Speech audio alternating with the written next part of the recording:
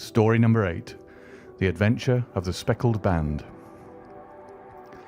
On glancing over my notes of the 70-odd cases in which I have during the last 8 years studied the methods of my friend Sherlock Holmes, I find many tragic, some comic, a large number merely strange, but none commonplace, for working as he did rather for the love of his art than for the acquirement of wealth, he refused to associate himself with any investigation which did not tend towards the unusual and even the fantastic. Of all these varied cases, however, I cannot recall any which presented more singular features than that which was associated with the well-known Surrey family of the Roylotts of Stoke Moran. The events in question occurred in the early days of my association with Holmes, when we were sharing rooms as bachelors in Baker Street. It is possible that I might have placed them upon record before, but a promise of secrecy was made at the time, from which I have only been freed during the last month by the untimely death of the lady to whom the pledge was given. It is perhaps as well that the facts should now come to light, for I have reasons to know that there are widespread rumours as to the death of Dr. Grimsby Roylott, which tend to make the matter even more terrible than the truth. It was early in April in the year '83 that I woke one morning to find Sherlock Holmes standing fully dressed by the side of my bed. He was a late riser, as a rule, and as the clock on the mantelpiece showed me that it was only 7:15, I blinked up at him in some surprise, and perhaps just a little resentment, for I was myself regular in my habits. "Very sorry to knock you up, Watson," said he, "but it's the common lot this morning. Mrs. Hudson has been knocked up. She retorted upon me, and I on you." "What is it, then? A fire?" "No, a client. It seems that a young lady has arrived in a considerable state of excitement, who insists upon seeing me. She is waiting now in the sitting-room. Now, when young ladies wander about the metropolis at this hour of the morning and knock sleepy people up out of their beds, I presume that it is something very pressing which they should have to communicate. Should it prove to be an interesting case, you would, I am sure, wish to follow it from the outset. I thought at any rate that I should call you and give you the chance." "My dear fellow, I would not miss it for anything." I had no keener pleasure than in following Holmes in his professional investigations, and in admiring the rapid deductions, as swift as intuitions, and yet always founded on a logical basis with which he unravelled the problems which were submitted to him. I rapidly threw on my clothes, and was ready in a few minutes to accompany my friend down to the sitting-room. A lady dressed in black and heavily veiled, who had been sitting in the window, rose as we entered. "Good morning, madam," said Holmes cheerily. "My name is Sherlock Holmes. This is my intimate friend and associate, Dr. Watson, before whom you can speak as freely as before myself. Ha! I am glad to see that Mrs. Hudson has had the good sense to light the fire. Pray draw up to it, and I shall order you a cup of hot coffee, for I observe that you are shivering." "It is not cold which makes me shiver," said the woman in a low voice, changing her seat as requested. "What then?" "It is fear, Mr. Holmes. It is terror." She raised her veil as she spoke, and we could see that she was indeed in a pitiable state of agitation, her face all drawn and grey, with restless, frightened eyes like those of some hunted animal. Her features and figure were those of a woman of 30, but her hair was shot with premature grey, and her expression was weary and haggard. Sherlock Holmes ran her over with one of his quick, all-comprehensive glances. "You must not fear," said he soothingly, bending forward and patting her forearm. "We shall soon set matters right, I have no doubt. You have come in by train this morning, I see?" "You know me, then?" "No, but I observed the second half of a return ticket in the palm of your left glove. You must have started early, and yet you had a good drive in a dog-cart along heavy roads before you reached the station." The lady gave a violent start and stared in bewilderment at my companion. "There is no mystery, my dear madam," said he, smiling. "The left arm of your jacket is spattered with mud in no less than 7 places. The marks are perfectly fresh. There is no vehicle save a dog-cart which throws up mud in that way, and then only when you sit on the left-hand side of the driver." "Whatever your reasons may be, you are perfectly correct," said she. "I started from home before 6, reached Leatherhead at 20 past, and came in by the first train to Waterloo. Sir, I can stand this strain no longer. I shall go mad if it continues. I have no one to turn to, none, save only one who cares for me, and he, poor fellow, can be of little aid. I have heard of you, Mr. Holmes. I have heard of you from Mrs. Farintosh, whom you helped in the hour of her sore need. It was from her that I had your address. Oh, sir, do you not think that you could help me too, and at least throw a little light through the dense darkness which surrounds me? At present, it is out of my power to reward you for your services, but in a month or 6 weeks I shall be married, with the control of my own income, and then at least you shall not find me ungrateful." Holmes turned to his desk and, unlocking it, drew out a small case-book which he consulted. "Farintosh," said he. "Ah, yes, I recall the case.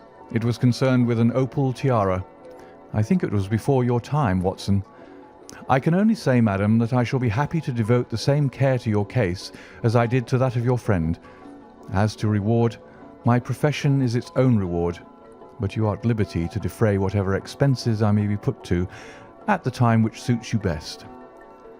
And now I beg that you will lay before us everything that may help us in forming an opinion upon the matter." "Alas," replied our visitor, "the very horror of my situation lies in the fact that my fears are so vague and my suspicions depend so entirely upon small points, which might seem trivial to another, that even he to whom of all others I have a right to look for help and advice looks upon all that I tell him about it as the fancies of a nervous woman. He does not say so, but I can read it from his soothing answers and averted eyes. But I have heard, Mr. Holmes, that you can see deeply into the manifold wickedness of the human heart. You may advise me how to walk amid the dangers which encompass me." "I am all attention, madam." "My name is Helen Stoner, and I am living with my stepfather, who is the last survivor of one of the oldest Saxon families in England, the Roylotts of Stoke Moran, on the western border of Surrey." Holmes nodded his head. "The name is familiar to me," said he. "The family was at one time among the richest in England, and the estates extended over the borders into Berkshire in the north and Hampshire in the west. In the last century, however, 4 successive heirs were of a dissolute and wasteful disposition, and the family ruin was eventually completed by a gambler in the days of the Regency. Nothing was left save a few acres of ground and the 200-year-old house, which is itself crushed under a heavy mortgage. The last squire dragged out his existence there, living the horrible life of an aristocratic pauper. But his only son, my stepfather, seeing that he must adapt himself to the new conditions, obtained an advance from a relative, which enabled him to take a medical degree, and went out to Calcutta, where by his professional skill and his force of character he established a large practice. In a fit of anger, however, caused by some robberies which had been perpetrated in the house, he beat his native butler to death and narrowly escaped a capital sentence. As it was, he suffered a long term of imprisonment and afterwards returned to England a morose and disappointed man.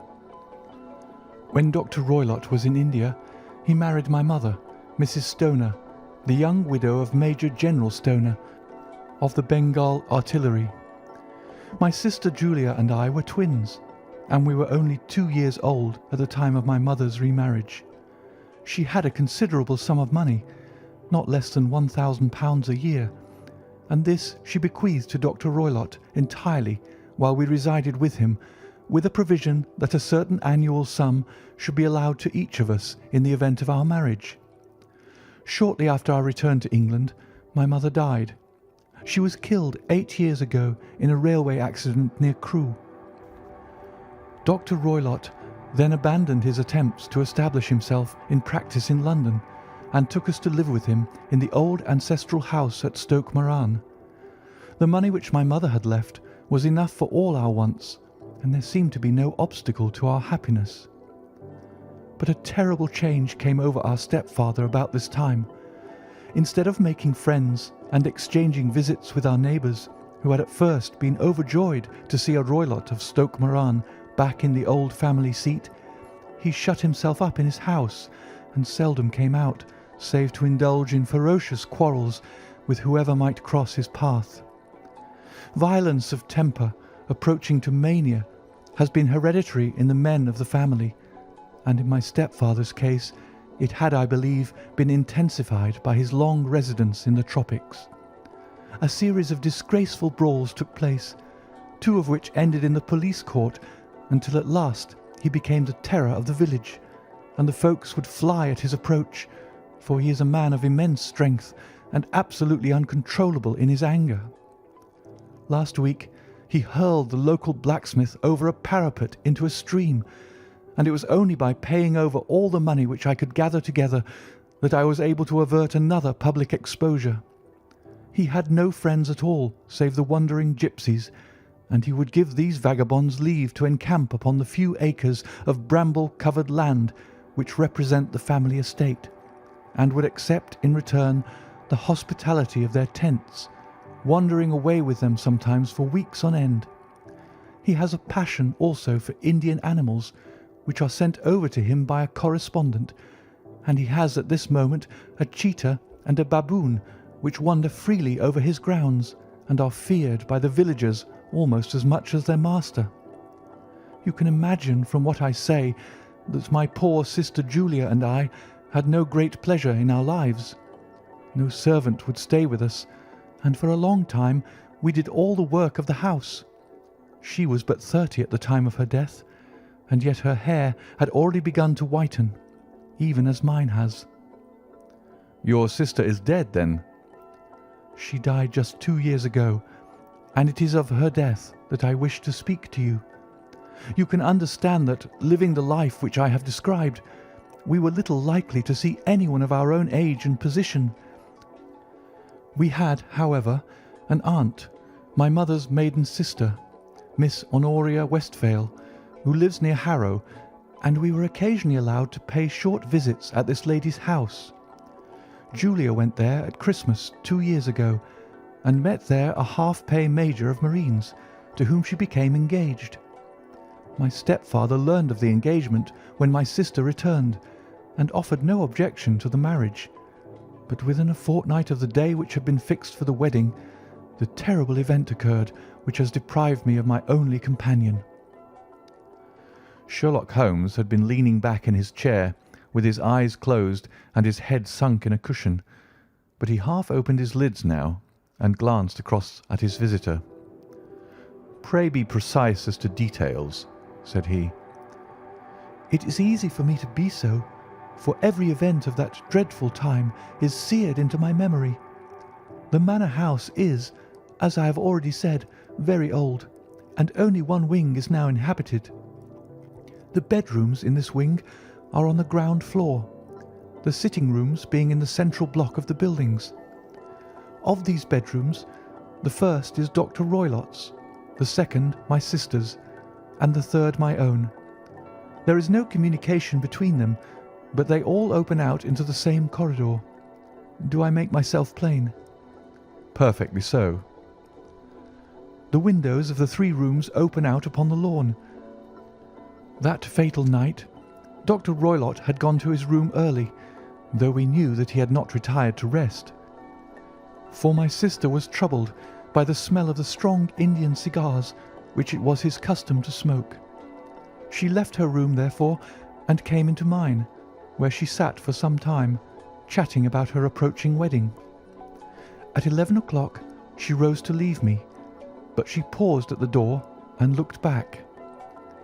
"Tell me, Helen," said she, "have you ever heard anyone whistle in the dead of the night?"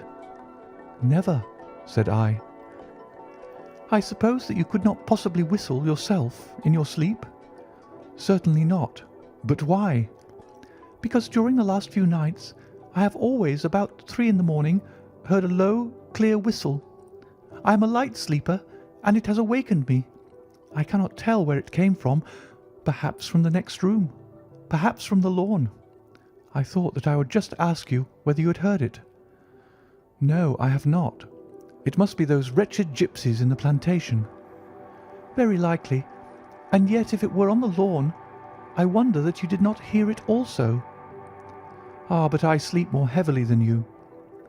"Well, it is of no great consequence at any rate." She smiled back at me, closed my door, and a few moments later I heard her key turn in the lock. "Indeed," said Holmes. "Was it your custom always to lock yourselves in at night?" "Always." "And why?" "I think that I mentioned to you that the doctor kept a cheetah and a baboon. We had no feeling of security unless our doors were locked." "Quite so. Pray proceed with your statement." "I could not sleep that night. A vague feeling of impending misfortune impressed me. My sister and I, you will recollect, were twins, and you know how subtle are the links which bind two souls which are so closely allied. It was a wild night. The wind was howling outside, and the rain was beating and splashing against the windows. Suddenly, amid all the hubbub of the gale, there burst forth the wild scream of a terrified woman. I knew that it was my sister's voice. I sprang from my bed, wrapped a shawl around me, and rushed into the corridor. As I opened my door, I seemed to hear a low whistle, such as my sister described, and a few moments later a clanging sound, as if a mass of metal had fallen. As I ran down the passage, my sister's door was unlocked and revolved slowly upon its hinges. I stared at it, horror-stricken, not knowing what was about to issue from it. By the light of the corridor lamp, I saw my sister appear at the opening, her face blanched with terror, her hands groping for help, her whole figure swaying to and fro like that of a drunkard. I ran to her and threw my arms around her, but at that moment her knees seemed to give way and she fell to the ground. She writhed as one who is in terrible pain, and her limbs were dreadfully convulsed. At first I thought that she had not recognized me, but as I bent over her, she suddenly shrieked out in a voice which I shall never forget, "Oh, my God, Helen! It was the band, the speckled band!" There was something else which she would fain have said, and she stabbed with her finger into the air in the direction of the doctor's room. But a fresh convulsion seized her and choked her words. I rushed out, calling loudly for my stepfather, and I met him hastening from his room in his dressing gown. When he reached my sister's side, she was unconscious, and though he poured brandy down her throat and sent for medical aid from the village, all efforts were in vain, for she slowly sank and died without having recovered her consciousness. Such was the dreadful end of my beloved sister. "One moment," said Holmes. "Are you sure about this whistle and the metallic sound? Could you swear to it?" That was what the county coroner asked me at the inquiry. It is my strong impression that I heard it, and yet, among the crash of the gale and the creaking of the old house, I may possibly have been deceived. "Was your sister dressed?" "No, she was in her nightdress. In her right hand was found the charred stump of a match, and in her left a matchbox." "Showing that she had struck a light and looked about her when the alarm took place. That is important. And what conclusions did the coroner come to?" "He investigated the case with great care, for Dr. Roylott's conduct had long been notorious in the county, but he was unable to find any satisfactory cause of death.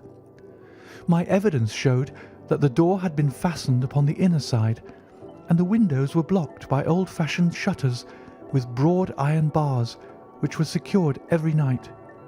The walls were carefully sounded, and were shown to be quite solid all round, and the flooring was also thoroughly examined, with the same result. The chimney is wide, but is barred up by 4 large staples. It is certain, therefore, that my sister was quite alone when she met her end. Besides, there were no marks of any violence upon her." How about poison? The doctors examined her for it, but without success. What do you think that this unfortunate lady died of, then? It is my belief that she died of pure fear and nervous shock, though what it was that frightened her, I cannot imagine. Were there gypsies in the plantation at the time? Yes, there are nearly always some there. Ah, and what did you gather from this allusion to a band, a speckled band? Sometimes I have thought that it was merely the wild talk of delirium, sometimes that it may have referred to some band of people, perhaps to these very gypsies in the plantation. I do not know whether the spotted handkerchiefs which so many of them wear over their heads might have suggested the strange adjective which she used. Holmes shook his head like a man who is far from being satisfied. "These are very deep waters," said he. "Pray, go on with your narrative." 2 years have passed since then, and my life has been until lately lonelier than ever. A month ago, however, a dear friend whom I have known for many years has done me the honour to ask my hand in marriage. His name is Armitage, Percy Armitage, the second son of Mr. Armitage of Crane Water, near Reading. My stepfather has offered no opposition to the match, and we are to be married in the course of the spring. 2 days ago, some repairs were started in the west wing of the building, and my bedroom wall has been pierced, so that I have had to move into the chamber in which my sister died, and to sleep in the very bed in which she slept. Imagine, then, my thrill of terror when last night, as I lay awake thinking over her terrible fate, I suddenly heard in the silence of the night the low whistle which had been the herald of her own death. I sprang up and lit the lamp, but nothing was to be seen in the room. I was too shaken to go to bed again, however, so I dressed, and as soon as it was daylight I slipped down, got a dog-cart at the Crown Inn, which is opposite, and drove to Leatherhead, from whence I have come on this morning with the one object of seeing you and asking your advice." "You have done wisely," said my friend. "But have you told me all?" "Yes, all." "Miss Roylott, you have not. You are screening your stepfather." "Why? What do you mean?" For answer, Holmes pushed back the frill of black lace which fringed the hand that lay upon our visitor's knee. 5 little livid spots, the marks of 4 fingers and a thumb, were printed upon the white wrist. "You have been cruelly used," said Holmes. The lady coloured deeply and covered over her injured wrist. "He is a hard man," she said, "and perhaps he hardly knows his own strength." There was a long silence, during which Holmes leaned his chin upon his hands and stared into the crackling fire. "This is a very deep business," he said at last. "There are 1,000 details which I should desire to know before I decide upon our course of action. Yet we have not a moment to lose. If we were to come to Stoke Moran today, would it be possible for us to see over these rooms without the knowledge of your stepfather?" "As it happens, he spoke of coming into town today upon some most important business. It is probable that he will be away all day, and that there would be nothing to disturb you. We have a housekeeper now, but she is old and foolish, and I could easily get her out of the way." "Excellent. You are not averse to this trip, Watson?" "By no means." "Then we shall both come. What are you going to do yourself?" "I have 1 or 2 things which I would wish to do now that I am in town, but I shall return by the 12 o'clock train, so as to be there in time for your coming." "And you may expect us early in the afternoon. I have myself some small business matters to attend to. Will you not wait and breakfast?" "No, I must go. My heart is lightened already since I have confided my trouble to you. I shall look forward to seeing you again this afternoon." She dropped her thick black veil over her face and glided from the room. "And what do you think of it all, Watson?" asked Sherlock Holmes, leaning back in his chair. "It seems to me to be a most dark and sinister business." "Dark enough and sinister enough. Yet if the lady is correct in saying that the flooring and walls are sound, and that the door, window, and chimney are impassable, then her sister must have been undoubtedly alone when she met her mysterious end. What becomes, then, of these nocturnal whistles, and what of the very peculiar words of the dying woman? I cannot think. When you combine the ideas of whistles at night, the presence of a band of gypsies who are on intimate terms with this old doctor, the fact that we have every reason to believe that the doctor has an interest in preventing his stepdaughter's marriage, the dying allusion to a band, and finally the fact that Miss Helen Stoner heard a metallic clang, which might have been caused by one of those metal bars that secured the shutters falling back into its place, I think that there is good ground to think that the mystery may be cleared along those lines. But what then did the gypsies do? I cannot imagine. I see many objections to any such theory. And so do I. It is precisely for that reason that we are going to Stoke Moran this day. I want to see whether the objections are fatal, or if they may be explained away. But what in the name of the devil? The ejaculation had been drawn from my companion by the fact that our door had been suddenly dashed open and that a huge man had framed himself in the aperture. His costume was a peculiar mixture of the professional and of the agricultural, having a black top hat, a long frock coat, and a pair of high gaiters, with a hunting crop swinging in his hand.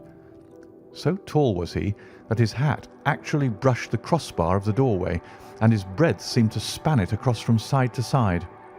A large face, seared with 1,000 wrinkles, burned yellow with the sun, and marked with every evil passion, was turned from one to the other of us, while his deep-set, bile-shot eyes and his high, thin, fleshless nose gave him somewhat the resemblance to a fierce old bird of prey.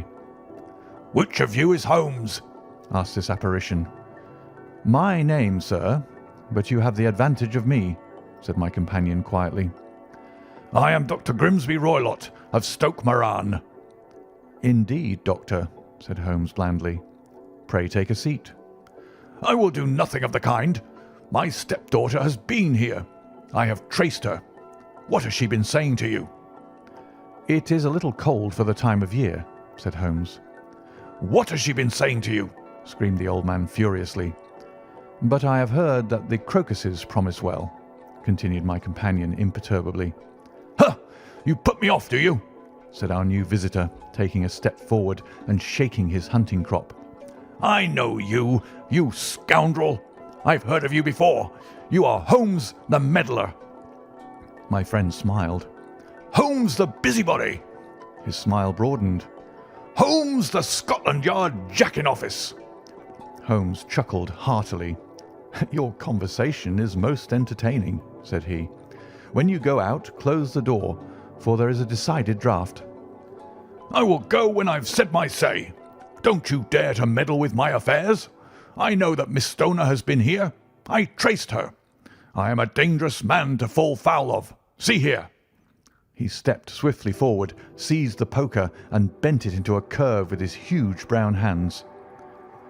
"See that you keep yourself out of my grip," he snarled, and hurling the twisted poker into the fireplace, he strode out of the room. "He seems a very amiable person," said Holmes, laughing. "I'm not quite so bulky, but if he had remained, I might have shown him that my grip was not much more feeble than his own." As he spoke, he picked up the steel poker and, with a sudden effort, straightened it out again.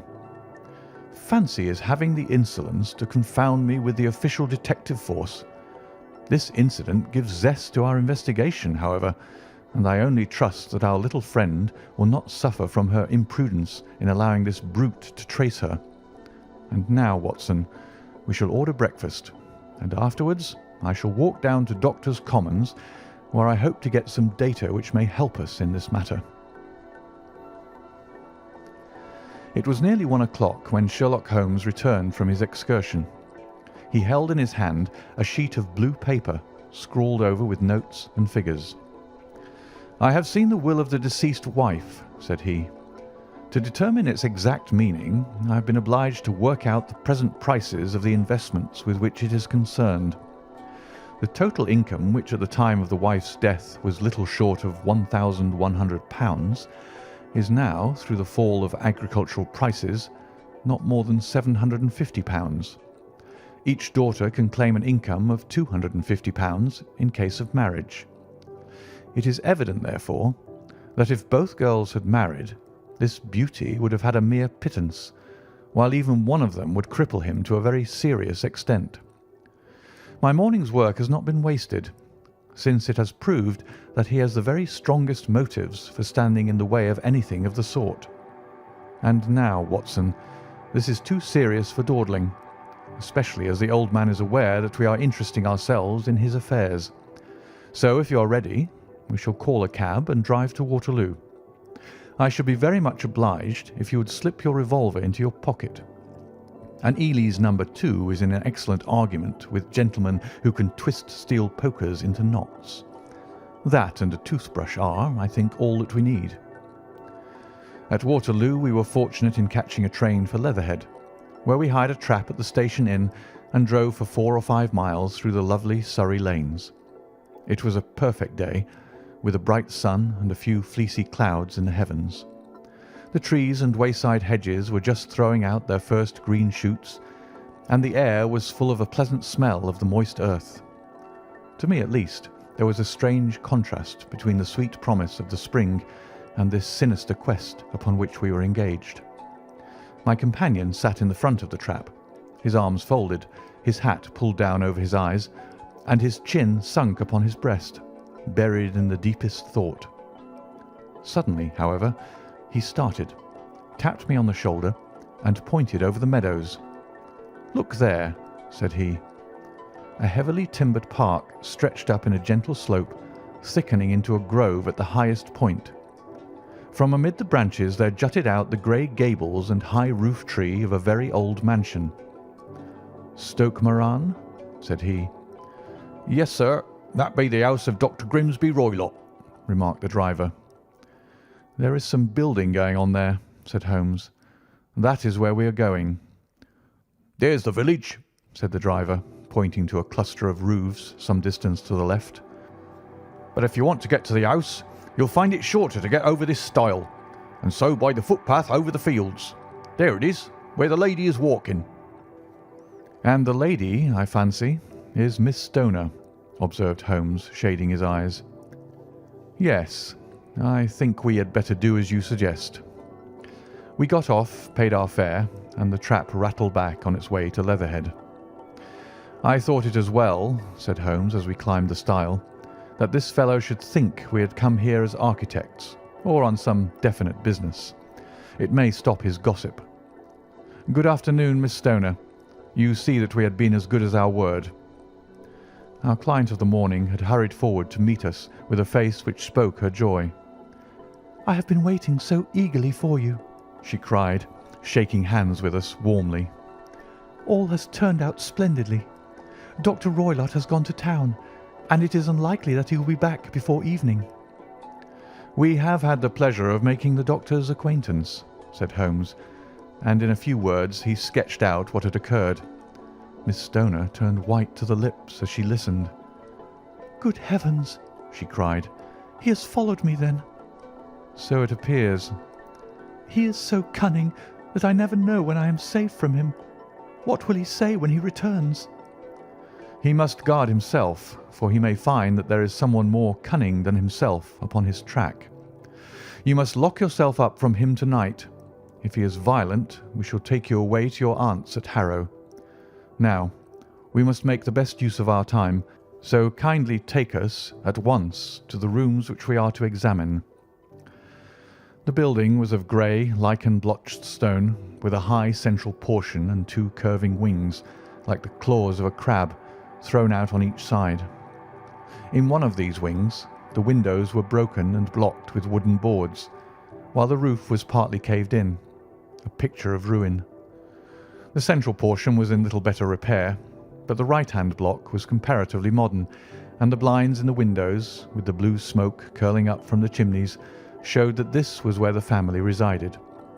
Some scaffolding had been erected against the end wall, and the stonework had been broken into, but there were no signs of any workmen at the moment of our visit. Holmes walked slowly up and down the ill-trimmed lawn, and examined with deep attention the outsides of the windows. "This, I take it, belongs to the room in which you used to sleep, the centre one to your sister's, and the one next to the main building to Dr. Roylott's chamber." "Exactly so, but I am now sleeping in the middle one." "Pending the alterations, as I understand. By the way, there does not seem to be any very pressing need for repairs at that end wall." "There were none. I believe that it was an excuse to move me from my room." "Ah, that is suggestive. Now, on the other side of this narrow wing runs the corridor from which these 3 rooms open. There are windows in it, of course." "Yes, but very small ones, too narrow for anyone to pass through." "As you both locked your doors at night, your rooms were unapproachable from that side. Now, would you have the kindness to go into your room and bar your shutters?" Miss Stoner did so, and Holmes, after a careful examination through the open window, endeavoured in every way to force the shutter open, but without success. There was no slit through which a knife could be passed to raise the bar.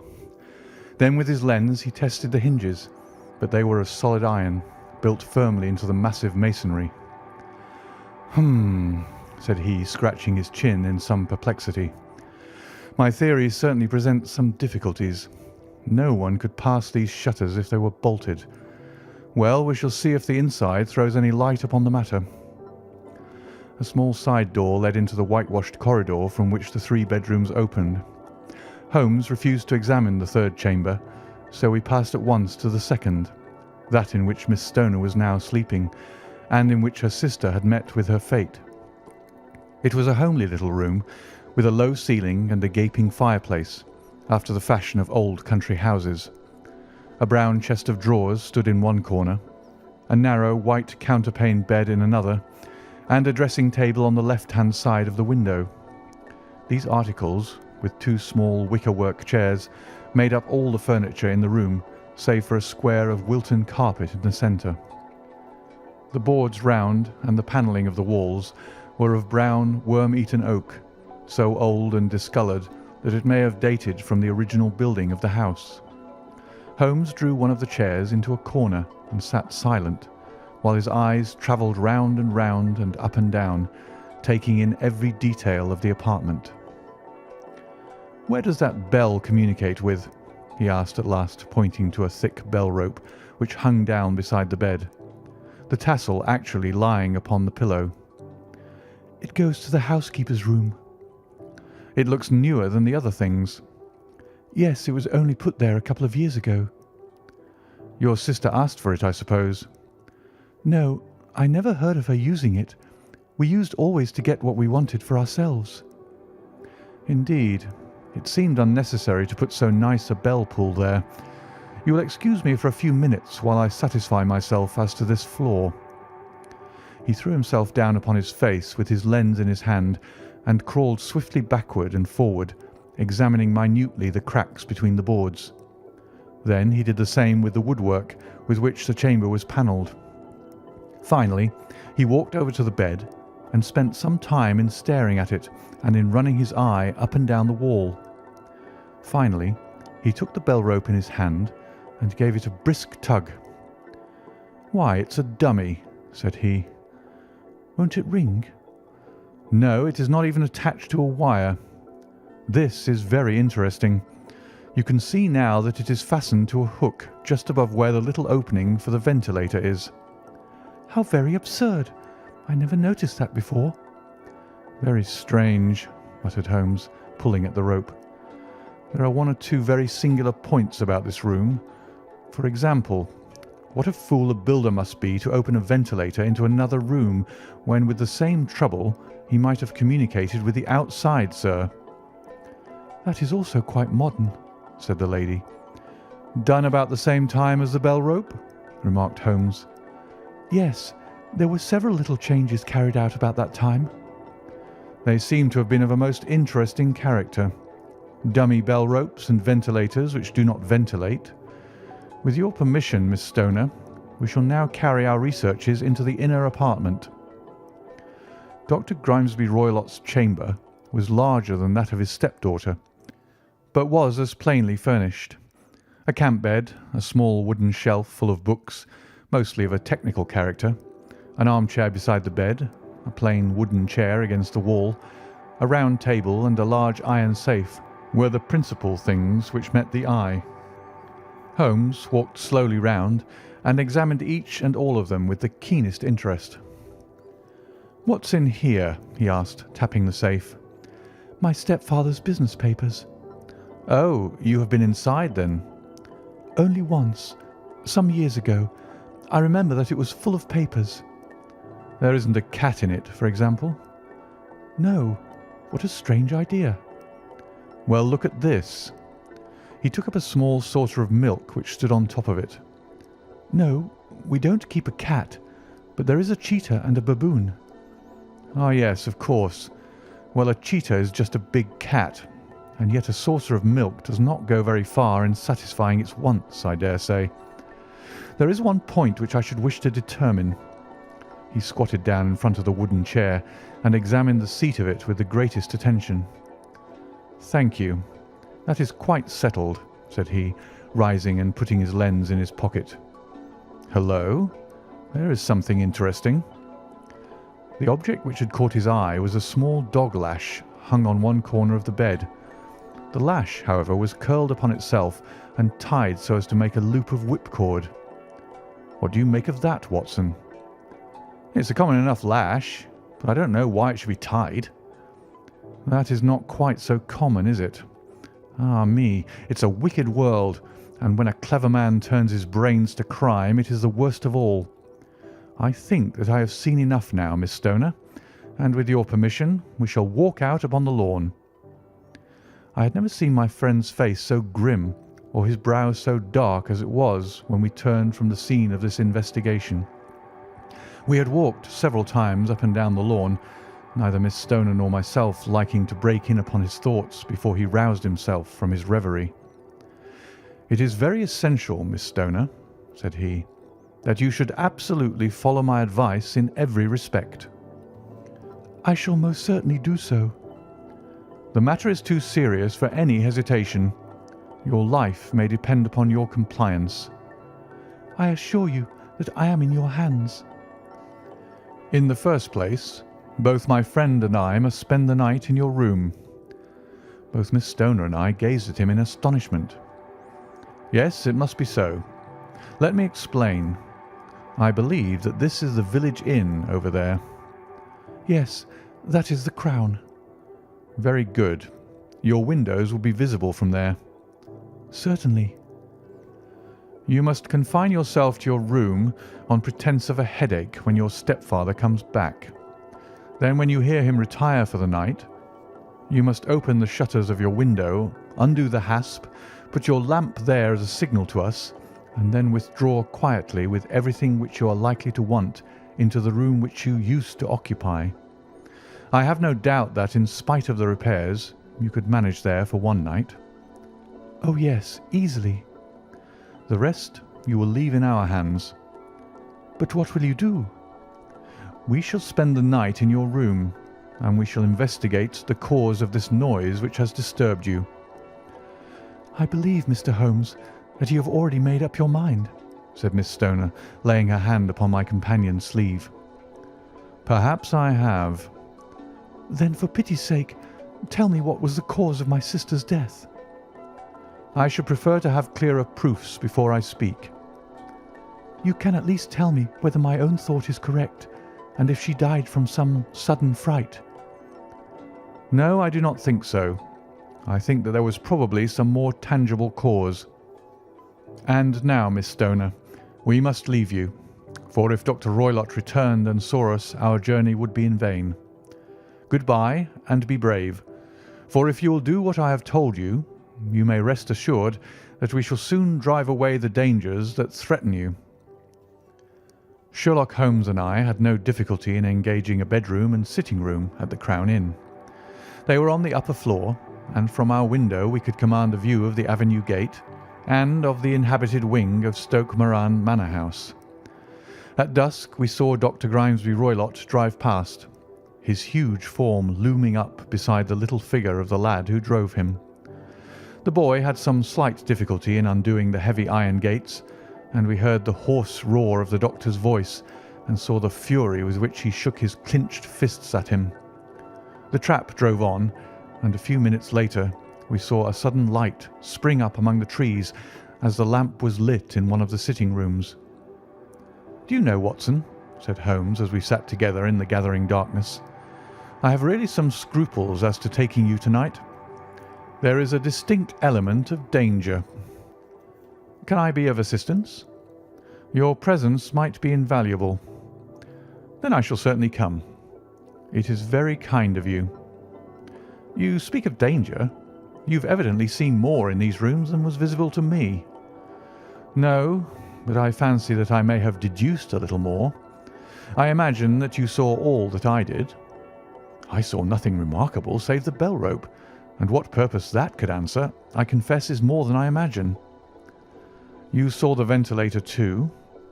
"Yes, but I don't think that it's such a very unusual thing to have a small opening between two rooms.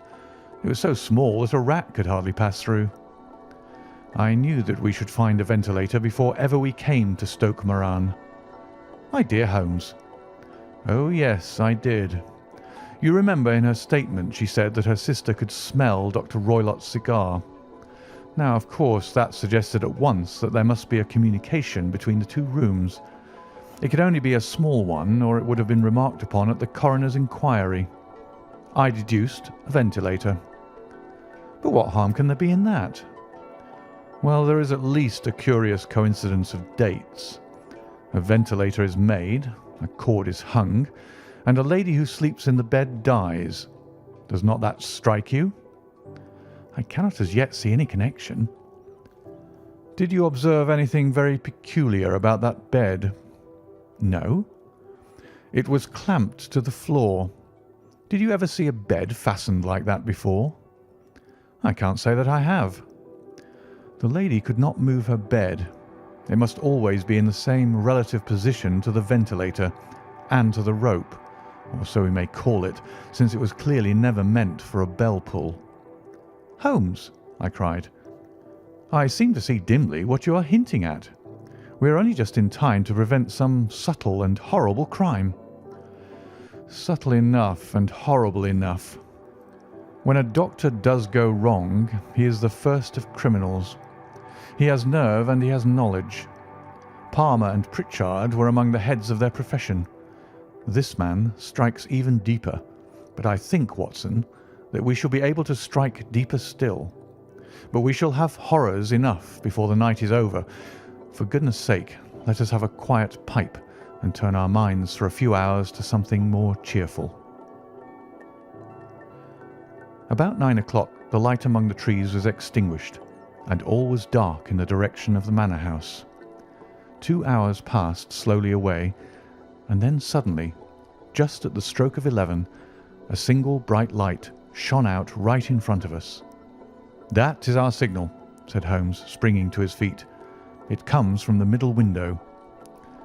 As we passed out, he exchanged a few words with the landlord, explaining that we were going on a late visit to an acquaintance, and that it was possible that we might spend the night there.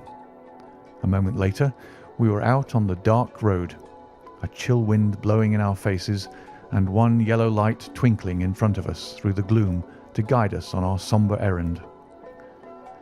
There was little difficulty in entering the grounds, for unrepaired breaches gaped in the old park wall.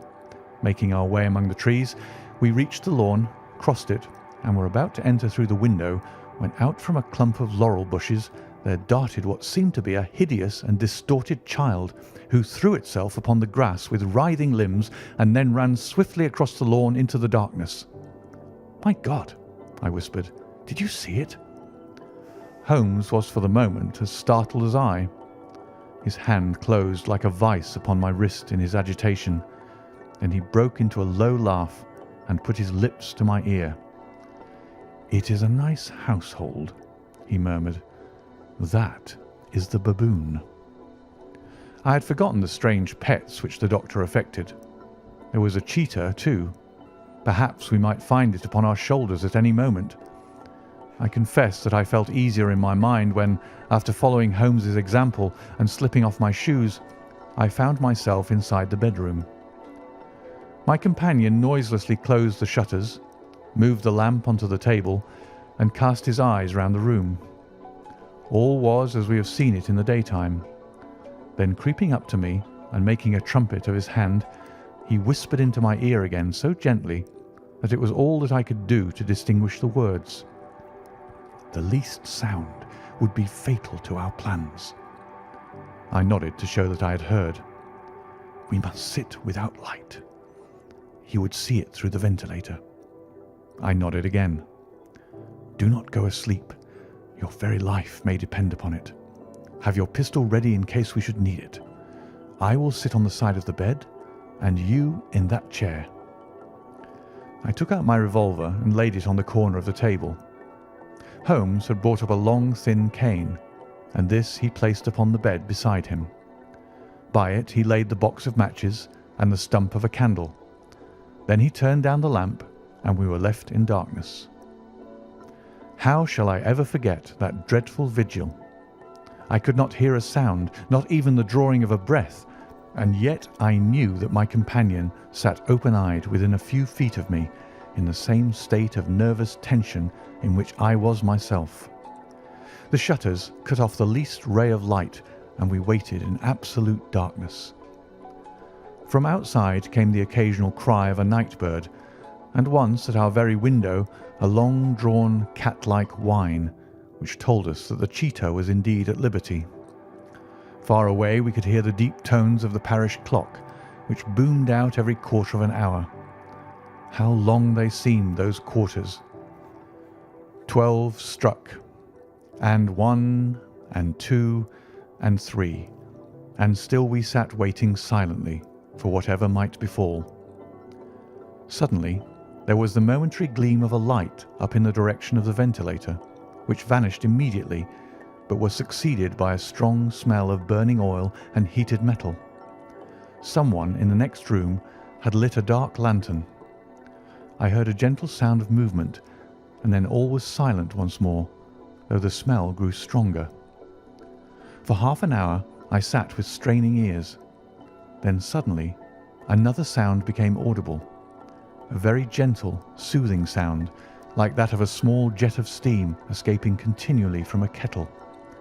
The instant that we heard it, Holmes sprang from the bed, struck a match, and lashed furiously with his cane at the bell pull. "You see it, Watson?" he yelled. "You see it?" But I saw nothing. At the moment when Holmes struck the light, I heard a low, clear whistle, but the sudden glare flashing into my weary eyes made it impossible for me to tell what it was at which my friend lashed so savagely. I could, however, see that his face was deadly pale and filled with horror and loathing. He had ceased to strike and was gazing up at the ventilator when suddenly there broke from the silence of the night the most horrible cry to which I have ever listened. It swelled up louder and louder, a hoarse yell of pain and fear and anger, all mingled in the one dreadful shriek. They say that away down in the village, and even in the distant parsonage, that cry raised the sleepers from their beds. It struck cold to our hearts, and I stood gazing at Holmes and he at me until the last echoes of it had died away into the silence from which it rose. "What can it mean?" I gasped. "It means that it is all over," Holmes answered, "and perhaps, after all, it is for the best. Take your pistol and we will enter Dr. Roylott's room." With a grave face, he lit the lamp and led the way down the corridor. Twice he struck at the chamber door without any reply from within. Then he turned the handle and entered, I at his heels with the cocked pistol in my hand. It was a singular sight which met our eyes. On the table stood a dark lantern with the shutter half open, throwing a brilliant beam of light upon the iron safe, the door of which was ajar. Beside this table, on the wooden chair, sat Dr. Grimesby Roylott, clad in a long grey dressing gown, his bare ankles protruding beneath, and his feet thrust into red heelless Turkish slippers. Across his lap lay the short stock with the long lash which we had noticed during the day. His chin was cocked upward, and his eyes were fixed in a dreadful, rigid stare at the corner of the ceiling. Round his brow he had a peculiar yellow band with brownish speckles, which seemed to be bound tightly around his head. As we entered, he made neither sound nor motion. "The band, the speckled band," whispered Holmes. I took a step forward. In an instant his strange headgear began to move, and there reared itself from among his hair the squat, diamond-shaped head and puffed neck of a loathsome servant. "It is a swamp adder," cried Holmes, "the deadliest snake in India. He has died within 10 seconds of being bitten. Violence does, in truth, recoil upon the violent, and the schemer falls into the pit which he digs for another. Let us thrust this creature back into its den, and we can then remove Miss Stoner to some place of shelter, and let the county police know what has happened." As he spoke, he drew the dog whip swiftly from the dead man's lap, and throwing the noose round the reptile's neck, he drew it from its horrid perch, and carrying it at arm's length, threw it into the iron safe, which he closed upon it. Such are the true facts of the death of Dr. Grimesby Roylott of Stoke Moran. It is not necessary that I should prolong a narrative which has already run to too great a length by telling how we broke the sad news to the terrified girl, how we conveyed her by the morning train to the care of her good aunt at Harrow, of how the slow process of official inquiry came to the conclusion that the doctor met his fate while indiscreetly playing with a dangerous pet.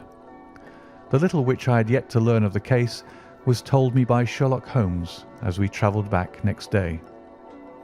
"I had," said he, "come to an entirely erroneous conclusion, which shows, my dear Watson, how dangerous it is always to reason from insufficient data.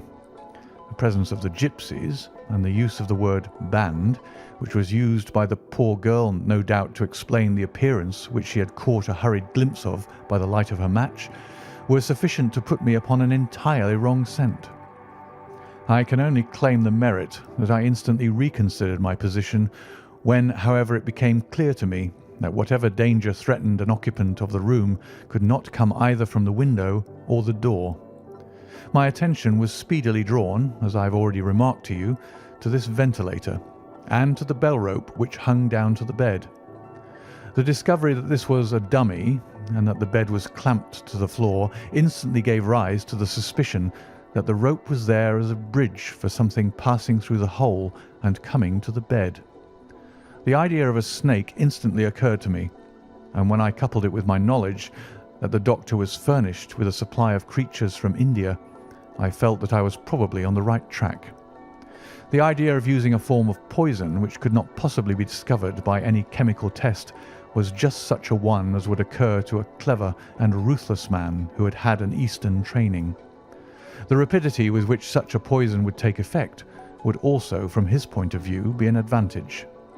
It would be a sharp-eyed coroner, indeed, who could distinguish the two little dark punctures which would show where the poison fangs had done their work. Then I thought of the whistle. Of course, he must recall the snake before the morning light revealed it to the victim. He had trained it, probably by the use of the milk which we saw, to return to him when summoned. He would put it through this ventilator at the hour that he thought best, with the certainty that it would crawl down the rope and land on the bed. It might or might not bite the occupant. Perhaps she might escape every night for a week, but sooner or later she must fall a victim. I had come to these conclusions before ever I had entered his room. An inspection of his chair showed me that he had been in the habit of standing on it, which of course would be necessary in order that he should reach the ventilator. The sight of the safe, the saucer of milk, and the loop of whipcord were enough to finally dispel any doubts which may have remained. The metallic clang heard by Miss Stoner was obviously caused by her stepfather hastily closing the door of his safe upon its terrible occupant. Having once made up my mind, you know the steps which I took in order to put the matter to the proof. I heard the creature hiss, as I have no doubt that you did also, and I instantly lit the light and attacked it, with the result of driving it through the ventilator. and also with the result of causing it to turn upon its master at the other side.